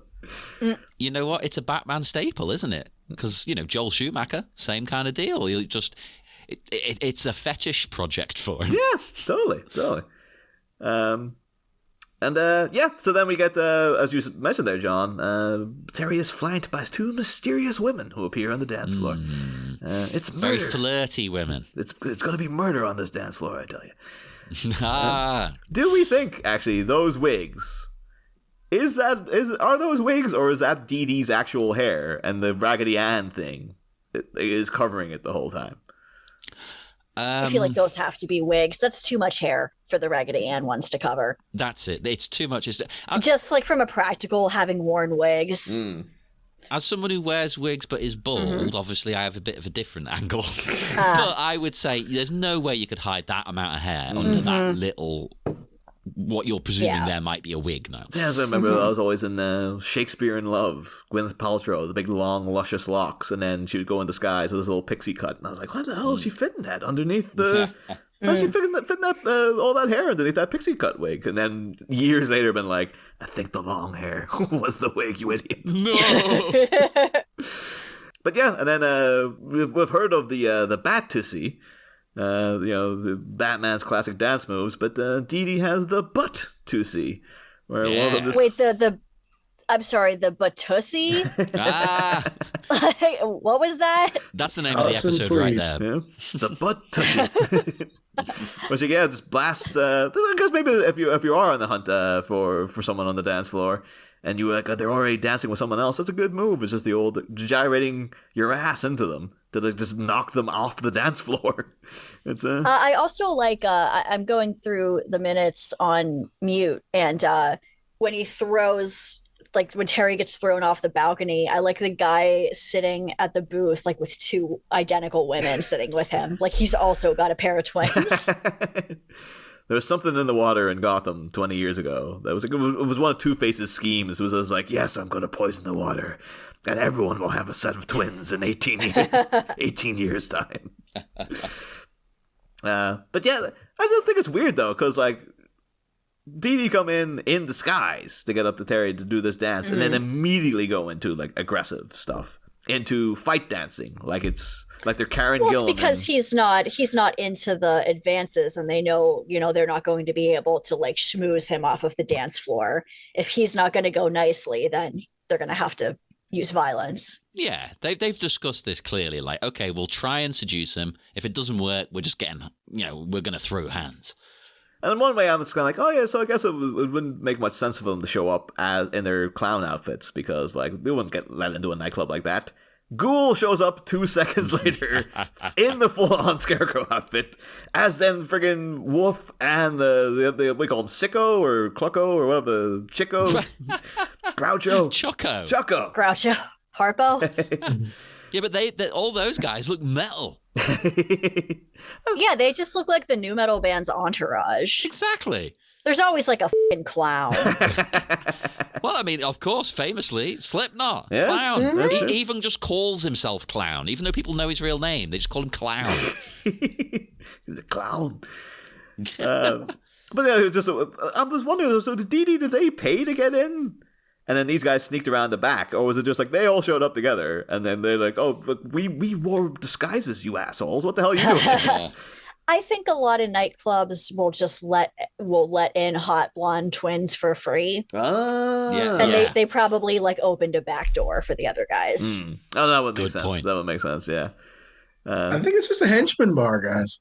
Well, Yeah, they've got to that's have someone. he was saying earlier. Like it's like a Nazi bar. You let in one Nazi, they get comfortable. It becomes a Nazi bar. You let in one henchman. Yeah. It's a henchman nightclub now. Yeah. Like that, actually, I could genuinely see that being a realistic thing in real life. Because presumably, you're going to want to spend time around people who aren't going to be suspicious of you, right? Yeah.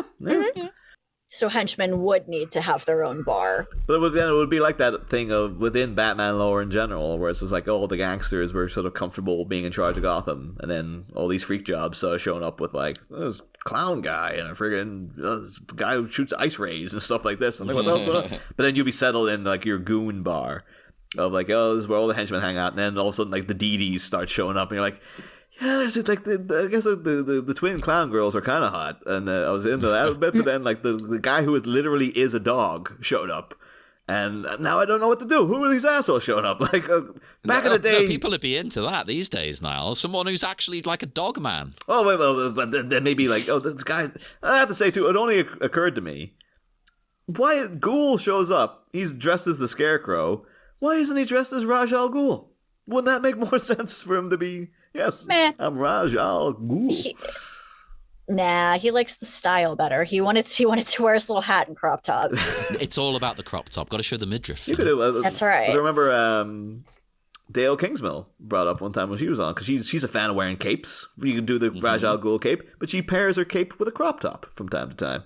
And she's like, yes, it is a look to show up at a party with a cape and a crop top. And that ghoul could have been doing that. He could have had the Ra's al Ghul cape and the crop top at the same time. Oh, that would have been good. We've missed out. Yeah, this does kind of descend quite quickly, doesn't it? Because, they all sort of sneak attack Terry. Basically, like, we're going to get him. We're going to take him. But they grab Dana as well, and that's when because at first he's not doing great. He's not in bat mode, is he? But once they grab her, he's like, oh, it's on. I feel frustrated for him too, because he's just like, finally, I get to release, I get to just not be Batman. I don't have that monkey on my back anymore.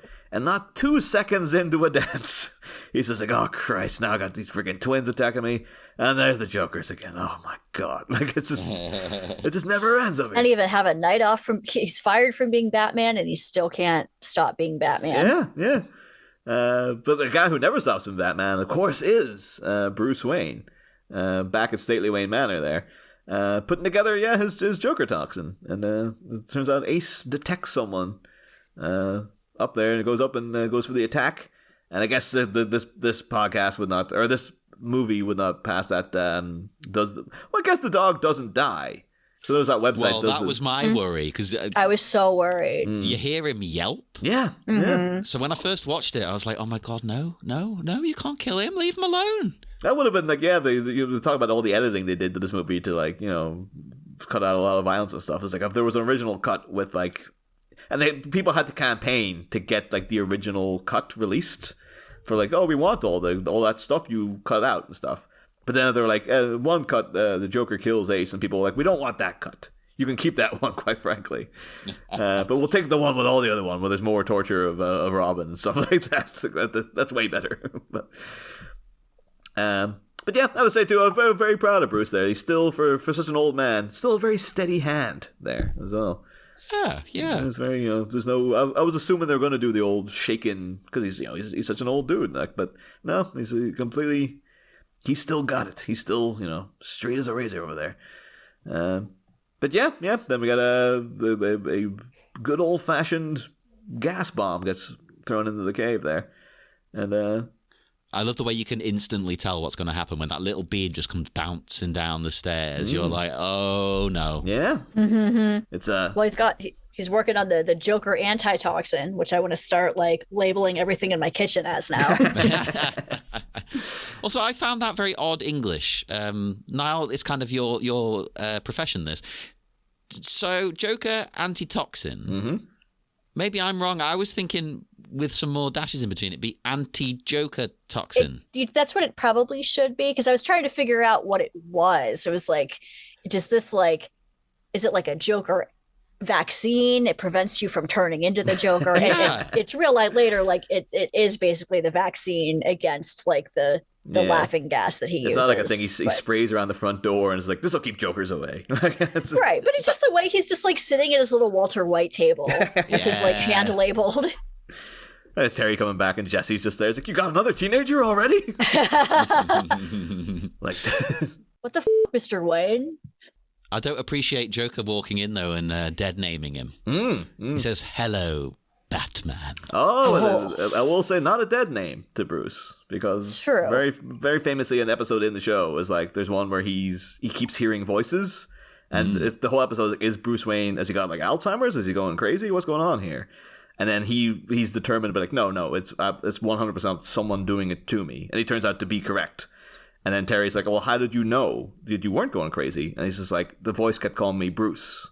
I don't call myself Bruce. Oh, and it's just like, he should have just said, I'm Batman. Yeah. So no, calling him Bruce would be more dead naming him, really. I think. But yeah. I was just thinking, get with the times. There's another Bat now. Yeah. It's like, oh, this ain't your grandpappy's Batman. Yeah. But I do love, since the last time we saw the Joker in the previous movie, he's still in the Phantasm shtick here as well. You might as well just come a big cloud of gas and disappearing. You might as well be like, Bruce Wayne, your angel of death awaits. Hey, the Joker started it, man. Phantasm was just aping Joker. It might have been when she came to attack him at the end of the movie. He's like, I really like this appearing out of a plume of gas thing. I must do that 40 years from now. You have to wait for it to die down and not be like cheesy anymore. That's enough right. time has to pass, Like new metal. Yeah. Or he's making everything in life comes back to nu metal. He's waiting to make sure that Andrea Beaumont had died. He's like, there's no chance of a lawsuit now. Like, I'm pretty sure. And then we just got a fleet of lawyers appearing at Wayne Manor's door, going like, "Sir, we're here to demand an immediate halt to this unauthorized Andrea Beaumont impersonation." I did like the touch that he was working on that antitoxin, and just when he would need it, he can't get to it in time. Yes. Mm-hmm. Yes. I love that. It's just out of reach. Oh, crap. Yeah. And it's just a good scene as well, though, because it's like the first time we've really seen Bruce like so like kind of enfeebled in a way. Vulnerable. Yeah. It's weird to see Batman be... He's getting taken down like that. He's getting tossed around by the Joker. Like it's not that he's getting like beaten up by him. It's just like the Joker comes in and literally just like grabbing him, throwing him into a chair. And like back in the day, the Joker couldn't even budge Batman. Like he was like a man mountain. Like he could have done nothing to him. But now it's just like to see Bruce probably like, I don't know what's happening. I don't know how this guy's still alive because I'm certain I saw him die. And yeah, he's in my house. He knows who in the flashback, he knew the Joker knew who he was anyway. But, and then, just flinging him into a chair and just like, I can't even stand up to him because he's somehow the same age he was back then, whereas I'm like 85 or whatever. It's a really, really powerful stuff though. Yeah. Although Chris and Ali, like have you not seen the rest of the movie then? Are you aware of who the Joker actually is and stuff? I've seen the rest of the movie. No. I can highly recommend watching the rest of the movie because it's pretty good. And then 5 minutes makes me want to watch the rest of it. Like I said, I rented it on YouTube, so it's there for like another day if you want to watch it. It's only an hour and 20 minutes. It was really good. I might put it on tonight. I remembered when we watched it that I had seen it before, but I didn't remember specifics because I watched it like 20 years ago. So it was fun to kind of like rewatch it. So just know now, the rest of the recording, we won't mention anything about what's actually happening and stuff because it's a good twist when you find out what's it is actually, it's surprising. It's surprisingly dark. Someone else who's getting messed up was, of course, Terry McGinnis, though, back on the dance floor. Getting beat up by goons on a surprisingly deserted dance floor. Well, I guess people are running out, but that's not very like ADA friendly. I hope there's like an elevator in there. There's a lot of stairs with no railings. Because I'm getting the vibe this isn't ground level. Oh no, it's certainly underground. I know the place is just a walking death trap. I'm more curious though, like, because the music stops as well. It's just like, was there a band? Was Static X? Were they resurrected and brought back? Well, it was the DJ on stage, and he left. He was like, "Nope, I'm out of here. Like, I'm taking my records with me." It's like I can't leave that behind. That's my livelihood. I was like, man, the vinyl's gonna kill you in the end if you keep like, no, it's a much more superior sound, okay? It's like I don't think they ever had Static X on vinyl. I don't care. You've now made me want to look up, can you buy Static X on vinyl? I guarantee this day and age they'll have repressed it. Yeah. Everything's on vinyl now. Can I get the Queen of the Damned soundtrack on vinyl? Probably. A friend of mine who loves Queen of the Damned, actually, I remember one of her Christmas presents was her husband made her a T-shirt of the soundtrack of Blair Witch 2. Oh, because she loves it. She's like, this is the best soundtrack ever, and it's the same kind of stuff. Oh yeah, the Blair Witch 2 fell off the 2000s tree and hit every branch on the way down. Like it is so 2001. But speaking of fun, I think it's only on CD. Sadly, I mean, now's the time to crowdfund. It was like, oh man, Kickstarter, baby. There's a lot of Static X on vinyl, though. Oh, really? And also the Hall & Oates album X Static on vinyl. Oh. I would love it if the band said, yeah, that's where we got our name. And just like doing a cover of like "Make My Dreams Come True." Like, you make my dreams come true. Hell yes. Maneater would work. Oh, yeah. See, this is what AI is for, creating stuff like this, not for ripping off art. Maneater would work in this scene. If it was Static X doing a cover of Maneater, or Man-Eaters when Dee Dee come along, that would totally work for this scene as well. Yeah. Watch out, Terry. She'll mess you up. I mean, he does manage to free Dana, though. And that's when they go nuts and open fire. Yeah. Or as they say, slag him. Slag him. Yeah, I like that. It's just like, they're like, slag him. You look like a numpty, you do. It's like, because I don't know if that'll translate to American audiences, but to slag someone over here means to just like take the piss out of them, basically. So here people go, slag him. It sounds like, you look like an idiot in that shirt. Whereas here, slag is just what we build all of our things on in Pittsburgh, and then wonder why our infrastructure is falling down. See, because it's weird that we say that, actually, like slagging off, as you would say, because slag is a promiscuous lady, so it doesn't have anything to do with the other use of the word. It's bizarre. Maybe that's what Dee Dee was trying to do. Is like, you said slag him, so we dressed up as promiscuous ladies, and we're trying to slag him. Exactly. No, I meant to call him, like, let's say his haircut was stupid or something. I do like it as a term, though, slag, because I'm assuming it means like pump him full of lead. Or slag, or turn him metal, into slag, basically. Yeah. Oh yeah, maybe melt him down into slag. But yeah, I have to say Dana does, dude. She takes it quite a tumble though. She gets flung off the again those very dangerous upper levels. By Ghoul, and she hits like the lights and stuff. You see like electricity flying out of them, so she properly gets injured in this. And then Terry does a very impressive move of being able to just jump up and grab her midair and stuff. And he just jumps off the balcony with her in his arms. Oh, such a hero. Well, this is after Dee Dee, of course, they've done their Karen Gillan in Jumanji fight dancing routine, which is maybe it is a tribute to the Butt-usi or something. Like, oh, Batman fighting and dancing. That seems like a very 60s kind of thing to do, but this is the new metal twist on it. Instead of like 1960s Adam West Batman, this is the edgy, gritty. Yeah. This is like the millennium. We were talking last episode. Or was it last episode? Or was it something else? But we were talking about like on the Monkees TV show where they'd have like a random sketches happening, and then it'll be like, oh, ladies and gentlemen, it's Tim Buckley to sing Song to the Sirens and then stuff like things like that. But like the Batman 60 show just randomly got in musical guest stars and stuff as well. If you updated that to the 2000s, it would be like, ladies and gentlemen, Wayne Static. Any of that level of the band as well, because it wouldn't be like it wouldn't be the big hitters. It would be like Power Man 5000. Who the Party Man 5000? Did you say that would have been a good one? What was another one? What was that band? Oh, Orgy. Orgy, yeah. There's old bands too, like to just piss off your parents. Well, right. Yeah, they're called Circle of Dead Children, Mom. You wouldn't get it. Yeah, but then there was my immature ass who didn't know what an orgy was. You're calling them orgy the whole time. Orgy, yeah, right. Orgy.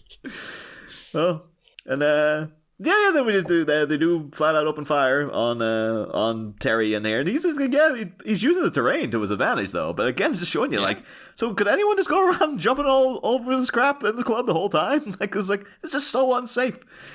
It's like a giant. He proves that it's unsafe with what he does in a second when he pushes over the goddamn lava lamp. Yeah. That is a great lava lamp. Oh, isn't it good? I had worries though, right? Because he pushes it over, it smashes, and it washes all over the bad guys. So my initial thought was like, wouldn't that really hurt? Because I looked up the operating temperatures of lava lamps. It's very hot. Yeah, it's not as hot as I thought, but it's still like, I'm pretty sure it wouldn't be good. So I've got it in two temperatures for our American listeners as well. They normally operate at around 60 degrees Celsius, which is 140 Fahrenheit. But that's the small ones. So I would think maybe the big one's hotter. Yeah. To get it go, I don't know. You have to heat the water throughout the entire structure as well, because it might be hot at the bottom, but then how do you make sure that it's hot at the top as well? You'd have to. Yeah, I reckon slap another few degrees on that. This is this is crazy though as well though. Knocking over the lava lamp, it breaks, everything comes flooding out. And then, you see Dee Dee getting washed away in the wave off another level. Down to like, it's like, Jesus Christ, this place is so unsafe. How low does it go as well? It's just like, there's nothing, there's no safety in there whatsoever. It's like, everyone's just falling off everything all the time. I'm surprised this place, Batman should be out trying to shut this place down. It's just a goddamn hazard. Like, what? Ugh. It's the cause of far too many injuries. Absolutely. Even without the crime. Of course, now the major problem being that we did establish in a previous episode when they were in the club that the lava lamp was actually to contain Clayface. He is the blobs inside. And now Terry's let him go. He's just like, yeah, so now we're... I hope it's Harley Quinn Clayface. That would be exciting. He's like, yes, it is I, Clayface. He's like, I'm released at last. So one of Alan Tudyk is that part. There's a bit where he's like, remember the episode where he's basically disguised as a college girl, and it's very blatantly Cher from Clueless that he's dressed as. And he's just like, do I like Alan? Yes. But do I also like Corey? It's just the way he kind of clenches his fist when he says yes. He can't get the supervillain out of him and stuff. It's really incredible. But like, yes, now the next movie, Return of Clayface. And in brackets, It's All Terry's Fault is coming to the video very, very soon. I knew it. And yeah, that giant flood just made me think, of course, John, as well, of it's crantastic. Oh God, yeah. There's a little deep dive Simpsons reference there for people. I love the fact that about 3 people listening, like Sean German, might know. Chris, I assume you get it. I do got it. Yeah. No. You're a good fit, Chris. You're a good fit. And yeah. So then Terry flat out decks Clucko or Zeppo or from now on he's Clucko. All right, yeah. Off another level. So we never got into whether Terry's Batman kills or not, but like he could have killed him right there. Yeah, but much like other Batman, if he doesn't directly do it, it's all right. It's like if he gets washed off like a balcony and breaks his neck, that's fine. He's just like, I thought there was a railing there. Why wouldn't people have railings in this giant nightclub for children? Because it's common sense to have railings. Unless all the floor is padded. Maybe it's like a giant playroom. And like, oh no, everything's soft. Like, oh yeah, you can jump from place to place. That would be fun. Like a trampoline park. And that just means would be every the greatest bar ever. If you release that, every millennial alive will be like, I want to go to that for the Yeah. And then we got like a little mini scene afterwards with Chelsea and Terry. We're just talking about Dana. She's gonna be okay, but they have to take her to the hospital. Yeah, she's gonna be fine. Is she though? I don't know. I'd be quite traumatized. Mentally, I wouldn't be fine. And of course, this is the last we see of Rachel Lee Cook. To celebrate, I've got 4 more pages of material about Settle in for 4 more hours, an hour a page. Oh. Well, I'm gonna go check out. I don't have it. Although one thing I do know about her, Alyson, you might find interesting, is that the character of Alice Cullen from Twilight was written with her in mind. So, oh, really? Yeah. I think it was all the hair. Alice was obviously Alice was my favorite. I can't remember who was who in that. You haven't seen the Twilight movies a million times? I've seen each of them. Bad. Each of them once. Oh. Alice was the one with cool hair, the cool early 2000s Josie and the Pussycat haircut with a little... Yes, very much. But the biggest connection I have is my ex went to America on holiday and came back with some kind of sweets or candy that were Twilight themed. So one side of the box was Edward. They were like a cool flavor. And then the other side of the box was Jacob, which were like a hot and spicy sort of cinnamon flavor. Well, right, because Edward was icy and Jacob always ran hot because he was the wolf. I love the way it's just an excuse for guys to take their tops off. Like, oh no, they have to take they're so literally hot. It's like Christopher now is observing Alyson getting on her phone on eBay to see if that candy's available anywhere now. But no, of course, we should mention, of course, and then in Twilight, Edward Cullen himself went on to play Batman. So there you go. I mean, I have the Twilight books right under my bed. Shout out to Alexia, who sent me her Twilight books. Hiding them under your bed, just like no one can ever know. no one must know. My secret shame. He's like have like a little secret room you go to with like a proper like bat cave. Or like, yes, this is my Twilight cave. This is where I read Twilight. And I'm chunked out for the notes or noted out for the chunks.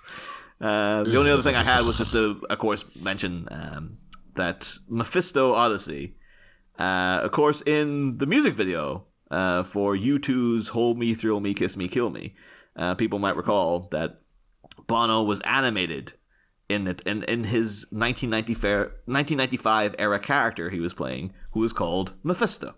So there you go. There's a little bit of connective tissue there as well. I don't know. Again, maybe that was why they hired Mephisto Odyssey to do a song for it, or they just saw the guy's hair and were just like, we gotta go do that. No, you've discovered the truth. They've been secretly working on that, and they were trying to hide it from the world, and you've got it. I still just love that. My big takeaway from this chunk is just that, like, I just love that little detail in this guy's, like, you know, in his post-mortem Wikipedia page was like, he claimed his hair took 20 minutes to do, brackets, 45 minutes according to his mother. Which means his mother did his hair. But also just makes me feel like he was sitting getting interviewed by, like, Kerrang! Or some like new metal magazine, and he's just like, yeah, it takes 20 minutes to do it. And then his mom was in the background like, it takes 45 minutes. I was like, Mom, shut up, will you? Bullshit. I find that really sweet that she was like, no. It's like, and you know, you can't buy that stuff. I have to go buy it. I was like, Mom, stop embarrassing me. Come on, I'm trying to cool. Aw. But yes, like I'm all noted out though for this chunk. Has anyone got anything final to say about this chunk or Batman Beyond Return of the... I do. This man does not follow the rules of the road. When he is on that bike, and then later on in the movie, when he is on his like Batman bike, he is just like weaving in and out of traffic, going through tunnels like that. It must would be not fly. difficult. Like, you know, the way people get concerned now. Well, maybe it's just me, but like now kids are just like, they're growing up on TikTok, and there's concern is like it's going to start affecting their levels of concentration because like they're not learning to sit and watch stuff for longer periods of time.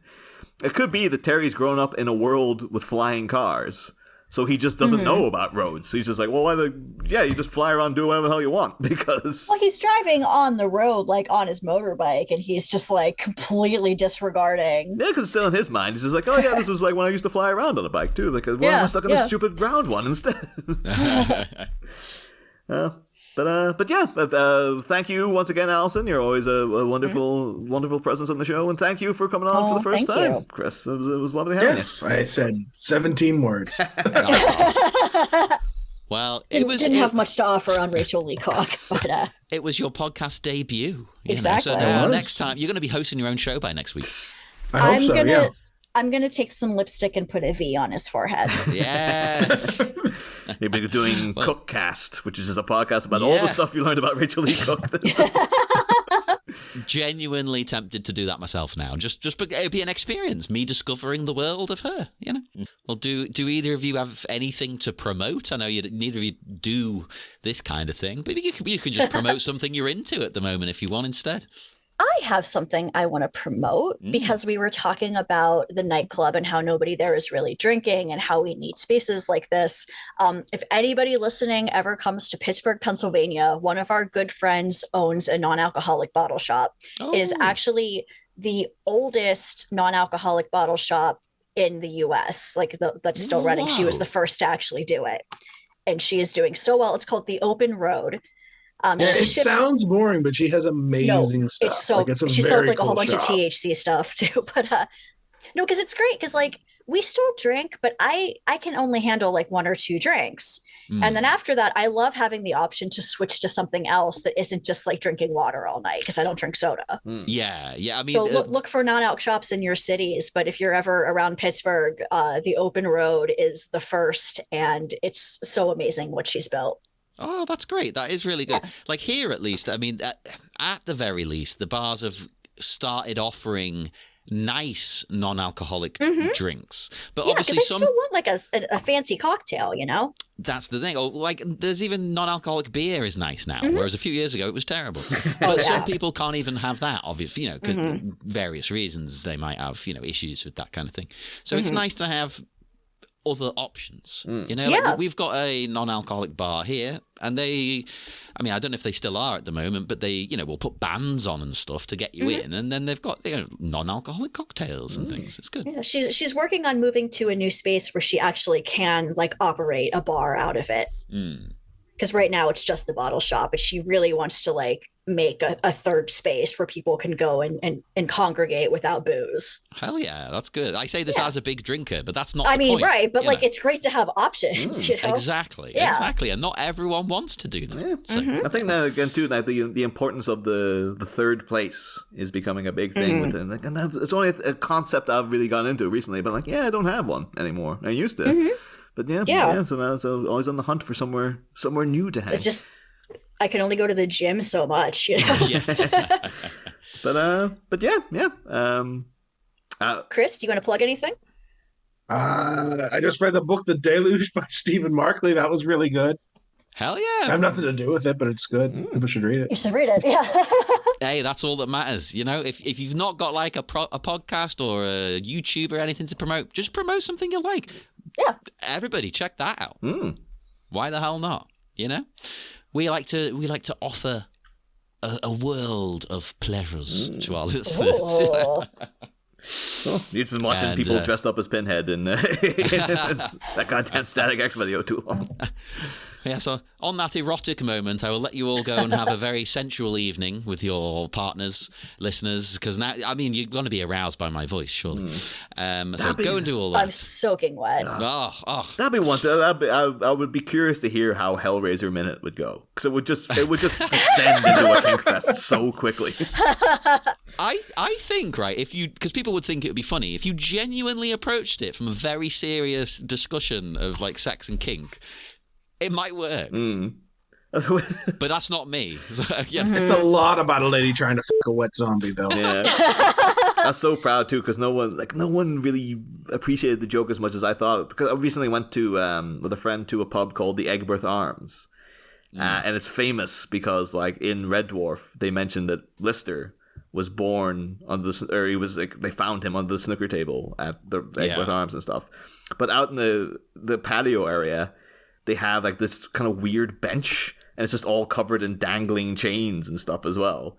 Cool. And Clive Barker's from around that area. And I was just like, is this the Clive Barker tribute bench or something? And I thought that was hilarious. And like everyone else was like, what? I was like, oh, come on. Oh, God. Well, on that Red Dwarf note, we will head off into the dark, dark night once again. As usual, speak to us. Facebook, the Bat Minute Listeners Cave. I still can't say X. I'm sorry. Twitter. I'm going to dead name now. Twitter at Bat Minute. Do you guys have a Blue Sky? Do you need a Blue Sky invite? I have a personal one. I don't know if I made a podcast one. Oh. So I don't think you need invites anymore. I think you can just get on there now. Oh, yeah. okay. Oh, nice. Okay. Because I mean, Twitter's a hellscape at the best of times. No, I'm thinking of just getting rid of my personal one, and I've had it since like day one. So same. I got rid of mine. I'd had it since like 2008. Yeah, that's the only thing. I can't bring myself to delete it, but I haven't tweeted in 6 months. Don't blame you. But somewhere that does treat us quite well is Instagram. Find us there, The Bat Minute. And check out our network, Sleepy Charlie Media, on Patreon for bonus episodes and T Public for merchandise. We will see you again in 1 week for more exciting chunks being shoved down your ear holes. Yay! In Chunk your 7. Butt-usi. Yes! Next time, Holy Revelatory Recollections, new Batman. A teen Templar rides like a bat out of hell to check if his arcane employer is still well. Terry is terrified by a sight that seems out of place, a perpetual sourpuss with a smile on his face. But after the bat's smile-axed ancestors saved from the kiss of the Crown Prince of Crime, his tenacious successors start seeking answers, for real this time. Will Babs spill the beans on what happens to Bruce's other vigilante teens? And is the history of our noble night owls not what it seems? Join us in the future, and then back in the past. Next week, Batmites. Same Bat Pod, different Bat Minutes.